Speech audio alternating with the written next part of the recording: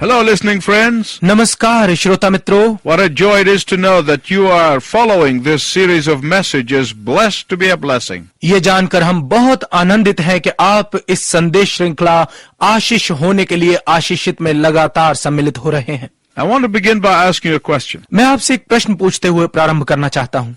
Have you ever dealt with anyone who was having an identity crisis? क्या आपका सामना कभी किसी ऐसे व्यक्ति के साथ हुआ है जो अपनी पहचान के संकट के साथ जूझ रहा हो? If you have, then you understand the depth of sadness in such situations. यदि हुआ है तो फिर आप ऐसी परिस्थिति के गम की गहराई को समझ सकते हैं। If you have ever been in a situation where you found yourself suffering from an identity crisis, यदि आपने कभी खुद को ऐसी स्थिति में पाया हो जहां आप अपनी पहचान के संकट से जूझ रहे थे, you understand how confusing that can be. तो आप समझ सकते हैं कि ये कितना उलझन भरा हो सकता है। Outwardly, everything may look all right, ऊपरी तौर पर शायद सब कुछ ठीक नजर आए, but inwardly you feel insecure and unsure. परंतु अंदर से आप असुरक्षित और अनिश्चित महसूस करते हैं। There were times in my youth when I was going through my own identity crisis. मेरी जवानी में एक ऐसा समय भी था जब मैं अपनी खुद की पहचान के संकट से जूझ रहा था। Someone once said, किसी ने एक बार कहा,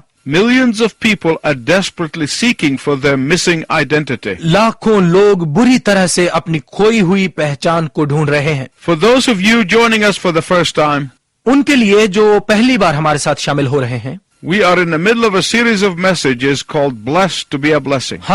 हम एक आशीष होने के लिए आशीषित नामक संदेश श्रृंखला के मध्य में हैं। And today in 1 Peter chapter 2 verses 4 to 12, और आज पहला पत्रस 2 अध्याय के 4 से 12 पदों में Peter shows us how God's blessings should define our identity. पत्रस हमें दिखाता है कि कैसे परमेश्वर की आशीषों के द्वारा हमारी पहचान स्पष्ट होनी चाहिए। Out of His goodness and blessings, God gave us our identity. अपनी अच्छाई और आशीषों से परमेश्वर ने हमें पहचान दी।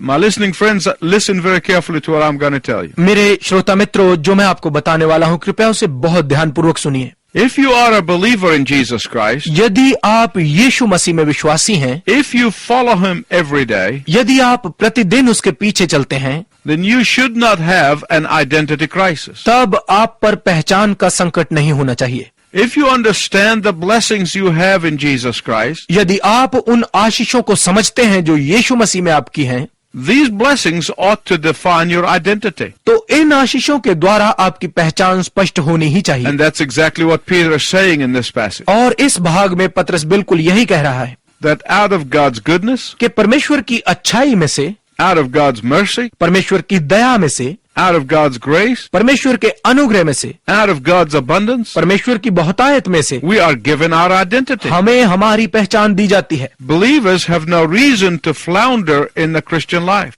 मसीह जीवन में विश्वासियों के हिचकिचाने का कोई कारण नहीं है। There are some people who see their identity in their family name. कुछ ऐसे लोग हैं जो अपनी पहचान अपने खानदान के नाम में देखते हैं। Some men see their identity in their jobs कुछ लोग अपनी नौकरी में अपनी पहचान देखते हैं, or their titles या अपने शीर्षक में, or their achievements. या अपनी उपलब्धियों में। Some wives see their identities in their husbands. कुछ पत्नियां अपनी पहचान अपने पतियों में देखती हैं। Some children are happy to identify with their parents. कई बच्चे अपने माता पिता के साथ पहचान में ही खुश हैं। Peter is telling us here that our true identity as believers in Jesus Christ यहाँ पत्रस हमें बता रहा है कि यीशु मसीह के विश्वासी के रूप में हमारी असल पहचान comes from what Jesus did for us and what He did with us. उससे मिलती है जो यीशु मसीह ने हमारे साथ और हमारे लिए किया। Why? क्यों? Because we were nothing and He made us everything. क्योंकि हम कुछ भी न थे और उसने हमें सब कुछ बना दिया। And 1 Peter 2:4 says, as you come to Him. पहला पत्रस 2 अध्याय का 4 पद कहता है, उसके पास आकर। What does he mean by that? इससे उसका क्या अर्थ है? Before you come to Christ, you were nobody as far as heaven was concerned. जहां तक स्वर्ग का संबंध है तो मसीह के पास आने से पहले तुम कुछ भी न थे। As far as justice in the courts of heaven was concerned, you were dead in sin. जहां तक स्वर्गीय अदालतों में न्याय का संबंध है, तुम पाप में मरे हुए थे। Before you came to Jesus, you were worse than nobody. यीशु के पास आने से पहले तुम सबसे बदतर थे। Before you came to Jesus, you had no spiritual identity to speak of. यीशु के पास आने से पहले तुम्हारे पास बताने के लिए कोई आत्मिक पहचान नहीं थी। You live and then you die, and that's the end of it. तुम जीते और फिर मर जाते थे और यहीं सब खत्म हो जाता था। Peter goes on to say that we were dead stones. पत्रस कहना जारी रखता है कि हम मुर्दा पत्थर थे। And then Jesus, the living stone, quickened us and made us precious living stones. और फिर यीशु जीवती चट्टान, उसने हमें क्रियाशील किया और जीवित बेशकीमती पत्थर बनाया। Peter uses a lot of figurative language here, and you have to use your imagination. पत्रस यहाँ पर बहुत ही अलंकारिक भाषा का प्रयोग करता है और आपको अपनी कल्पना शक्ति का प्रयोग करना होगा। Peter gives us 6 characteristics of our identity as believers. पत्रस हमें विश्वासी के रूप में हमारी पहचान की 6 विशिष्टताएं देता है। Let's look at them. आइए इन्हें देखें। Number 1, we are living and precious stones. Number 1, हम जीवते और बहुमूल्य पत्थर हैं। Secondly, we are chosen people. दूसरा, हम चुने हुए लोग हैं। Thirdly, we are royal priesthood. तीसरा, हम शाही याजकों का समाज हैं। Fourthly, we are a holy nation. चौथा, हम एक पवित्र वंश हैं। Fifthly, we are God's own possession, God's own people. पांचवा, हम परमेश्वर की संपत्ति है, परमेश्वर के अपने लोग। And number 6, we are mere tourists in this world. और नंबर 6, हम संसार में केवल यात्री हैं। We will look at these one by one. हम इन्हें एक एक करके देखेंगे। First, believers are living and precious stones. पहली बात, विश्वासी जीवते और बहुमूल्य पत्थर हैं। The only reason believers in Christ are called precious stones मसीह के विश्वासियों को बहुमूल्य पत्थर पुकारे जाने का एकमात्र कारण is because Christ himself is the cornerstone. ये है क्योंकि मसीह स्वयं कोने का पत्थर है। Peter sees believers or the church as a magnificent building, पत्रस मसीहियों को या कलीसिया को एक भव्य इमारत के रूप में देखता है, a spiritual building. एक आत्मिक इमारत। Peter is saying that believers are a far more magnificent building than any building anywhere. पत्रस कह रहा है कि विश्वासी कहीं भी किसी भी इमारत से कहीं अधिक शानदार इमारत हैं। In ancient times, the whole building was as good as its foundation stone. प्राचीन समय में संपूर्ण इमारत उतनी ही अच्छी होती थी जितना उसका नींव का पत्थर अच्छा होता था। The whole building stands or falls on the strength of its cornerstone. संपूर्ण इमारत अपने कोने के पत्थर के बल पर ही खड़ी रहती या गिरती थी।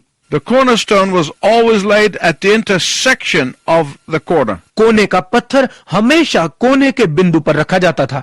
And the other foundation stones were placed alongside of it. और नींव के बाकी पत्थर उसके आसपास लगाए जाते थे। And as the building goes up, और जैसे जैसे इमारत बनती जाती थी, every stone in that building was placed in relationship to the cornerstone. उस इमारत का प्रत्येक पत्थर उस कोने के पत्थर के साथ संबंध में लगाया जाता था। Did you notice that Peter did not say that we are made of bricks? आपने ध्यान दिया कि पत्रस ने ये नहीं कहा कि हम ईंटों से बनाए जाते हैं। Why? क्यों? Because bricks are all look-alike. क्योंकि सब ईंटें एक जैसी दिखती हैं। Bricks have the same dimensions. ईंटें एक ही आकार की होती हैं। Bricks have the same shape. ईंटें एक ही शक्ल की होती हैं। And the reason Peter does not say we are bricks और इसका कारण कि पत्रस ने हमें ईंटें नहीं पुकारा is because God does not mass produce his children. ये है क्योंकि परमेश्वर अपने बच्चे भीड़ के रूप में पैदा नहीं करता। Nor does he expect us to perform the same task. ना ही वो हमसे ये आशा रखता है कि हम सब एक ही काम करें। He has given us different measures of faith. उसने हमें विश्वास के अलग अलग माप दिए हैं। He has given us different spiritual gifts. उसने हमें अलग अलग आत्मिक वरदान दिए हैं। And therefore, what God expects from me is not necessarily what he expects from you. और इसलिए परमेश्वर जो आशा मुझसे रखता है जरूरी नहीं कि वही आपसे रखता हो, As long as we both are faithful. जब तक हम दोनों विश्वसनीय हैं। And that is why Peter calls us stone. और इसीलिए पत्रस हमें पत्थर कहता है। Because each stone is different from the other. क्योंकि हर पत्थर दूसरे से अलग है। Each stone is distinguished from the other. प्रत्येक पत्थर दूसरे से भिन्न है। Spiritually speaking, आत्मिक रूप से कहें तो sometimes the master builder will have to smooth some rough edges of a given stone. कई बार मुख्य राजमिस्त्री को किसी पत्थर के कठोर किनारों को रगड़ कर ठीक करना पड़ता है। Sometimes the master builder has to chisel some bulges in a given stone. कई बार मुख्य राजमिस्त्री को किसी पत्थर के उभरे हुए हिस्सों को छेनी से काटकर ठीक करना पड़ता है। Sometimes the master builder has to chip away at the jagged edges of a given stone. कई बार मुख्य राजमिस्त्री को किसी पत्थर के तीखे किनारों को काट कर फेंकना पड़ता है। And all of this can be painful sometimes. और कई बार ये सब पीड़ादायक हो सकता है। My listening friends, please listen carefully. मेरे श्रोता मित्र, कृपया बहुत ध्यानपूर्वक मेरी बात सुनिए। Because this can be painful, some believers stay away from the building. क्योंकि ये पीड़ादायक हो सकता है, इसलिए कई विश्वासी इमारत से दूर ही रहते हैं। And that is why some believers don't want to get too close to the other believers. और इसीलिए कई विश्वासी दूसरे विश्वासियों के साथ ज्यादा नजदीकी नहीं रखना चाहते। That is why some believers don't want to be an active part of a church. इसीलिए कई विश्वासी कलीसिया का एक सक्रिय हिस्सा नहीं बनना चाहते। That is why some believers refuse to fit in the rightful place in the service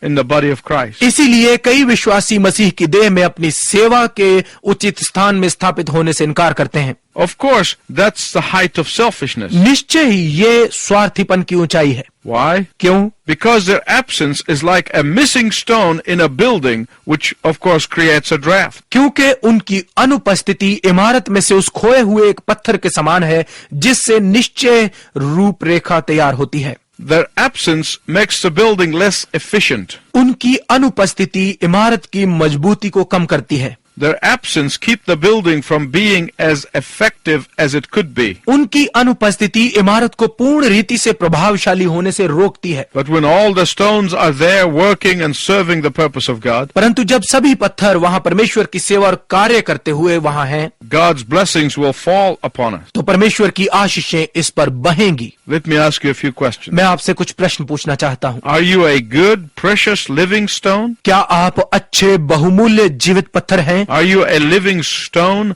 who is willing to be placed where the master builder wants to place you? क्या आप ऐसे जीवित पत्थर हैं जो बिल्कुल उस स्थान पर स्थापित होने के लिए तैयार हैं जहां मुख्य राजमिस्त्री आपको स्थापित करना चाहता है? Or do you run away all the time? या फिर आप हमेशा इधर उधर भागते हैं? Are you a living stone who has surrendered to the master builder's shaping? क्या आप वो जीवते पत्थर हैं जिसने खुद को मुख्य राजमिस्त्री के सामने समर्पित कर दिया है कि वो आपको अपने सांचे में ढाले? Or do you please yourself all the time? या फिर आप हर समय खुद को ही खुश करते रहते हैं? Are you a living stone who is in your place of service? क्या आप वो जीवित पत्थर हैं जो अपनी सेवा के सही स्थान में हैं? Or are you carelessly letting others bear your load in the building? या फिर आप लापरवाही से इमारत में दूसरों से अपना बोझ उठवा रहे हैं? Are you that precious living stone? क्या आप वो जीवित पत्थर हैं? Because that's where your identity is. क्योंकि यहीं पर आपकी पहचान है। There are some believers who mistakenly think that if they just receive Jesus as their Savior and Lord,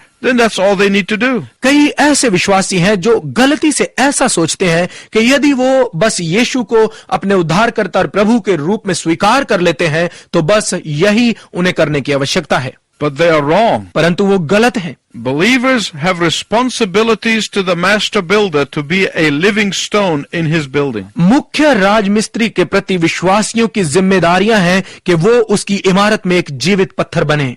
You have responsibility to the cornerstone, the Lord Jesus Christ. कोने के पत्थर प्रभु यीशु मसीह के प्रति आपकी एक जिम्मेदारी है। You also have responsibility to the other living stones to stand with them. ये भी आपकी जिम्मेदारी है कि आप दूसरे जीवित पत्थरों के साथ खड़े रहें। You stand with them with all of their weaknesses. आपको उनकी सब कमजोरियों में उनके साथ खड़े होना है। You stand with them with all of their faults. आपको उनकी सब गलतियों के बावजूद उनके साथ खड़े होना है। You stand with them with all of their inadequacies. आपको उनकी सब अपर्याप्तताओं में उनके साथ खड़े होना है। But my listening friends, I want to tell you something else. परंतु मेरे श्रोता मित्रों, मैं आपको कुछ और भी बताना चाहता हूँ। You are not a perfect cut either.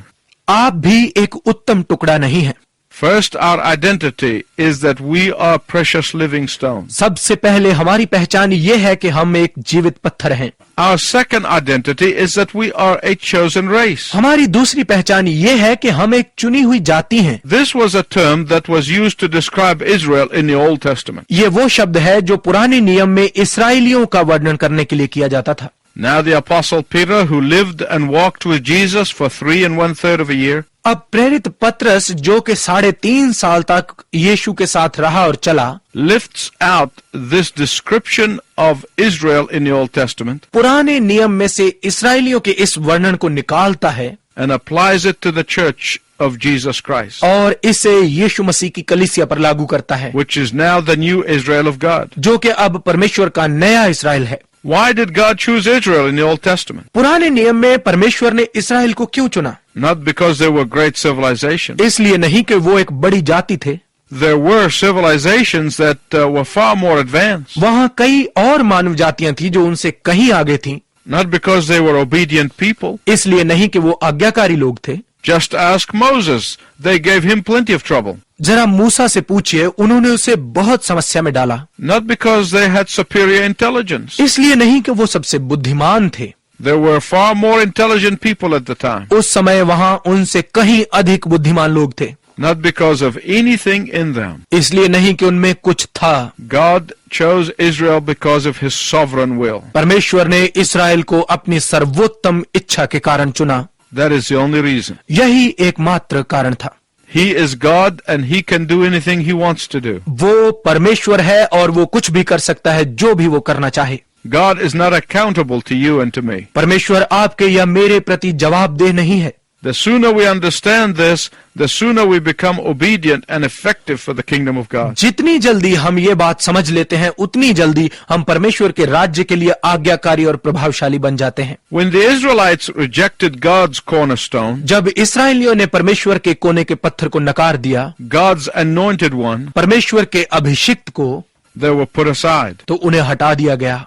Peter is saying that God has chosen everyone who chooses God's cornerstone. पत्रस कह रहा है कि परमेश्वर ने हर उस व्यक्ति को चुना है जो परमेश्वर के कोने के पत्थर को चुनता है। He chooses everyone who believes and submit to his Messiah.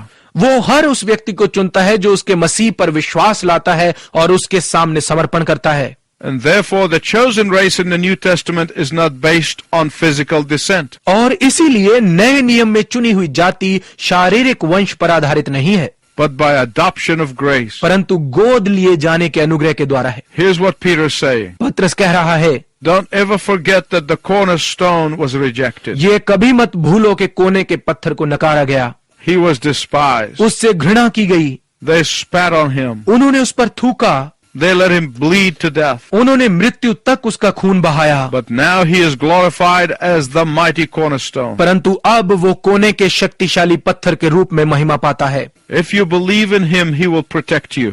यदि आप उस पर विश्वास करें तो वो आपको सुरक्षित रखेगा, He will guard you. वो आपकी रक्षा करेगा, He will guide you. वो आपका मार्गदर्शन करेगा। And the very cornerstone that was rejected, और वो कोने का पत्थर जिससे अस्वीकार किया गया था, God said of him that he is the one उसके विषय में परमेश्वर ने कहा कि वही है who can take you to heaven. जो आपको स्वर्ग ले जा सकता है। While those who surrender to the cornerstone will be protected by him, जबकि वो जो उस कोने के पत्थर के सामने समर्पण करते हैं वो उनकी रक्षा करेगा। by the same token, anyone who rejects the cornerstone और उसी तरह से जो उस कोने के पत्थर को अस्वीकार करता है will be crushed by the very stone that they are rejected. वो बिल्कुल उसी पत्थर से कुचल दिए जाएंगे जिसे उन्होंने अस्वीकार किया। Peter is saying that those who reject the Messiah पत्रस कह रहा है कि वो जो मसीह को अस्वीकार करते हैं will one day be crushed by him. एक दिन उसी के द्वारा कुचले जाएंगे। Those unbelievers will be crushed by the very stone that will receive, accept and protect those who do believe in him. वो गैर विश्वासी बिल्कुल उसी पत्थर के द्वारा कुचले जाएंगे, लेकिन जो उसमें विश्वास करते हैं उनको वो ग्रहण करेगा, स्वीकार और उनकी रक्षा करेगा। Our first identity is that we are living precious stone. हमारी पहली पहचान ये है कि हम जीवित बहुमूल्य पत्थर हैं। Our second identity is that we are the chosen race. हमारी दूसरी पहचान ये है कि हम चुनी हुई जाति हैं। Next time we will look at our third identity, अगली बार हम अपनी तीसरी पहचान के विषय में देखेंगे, namely that we are the royal priesthood. अर्थात हम शाही याजकों का समाज हैं। Until then, I wish you God's richest blessing. तब तक मैं आपके लिए परमेश्वर की उत्तम आशीष की कामना करता हूं।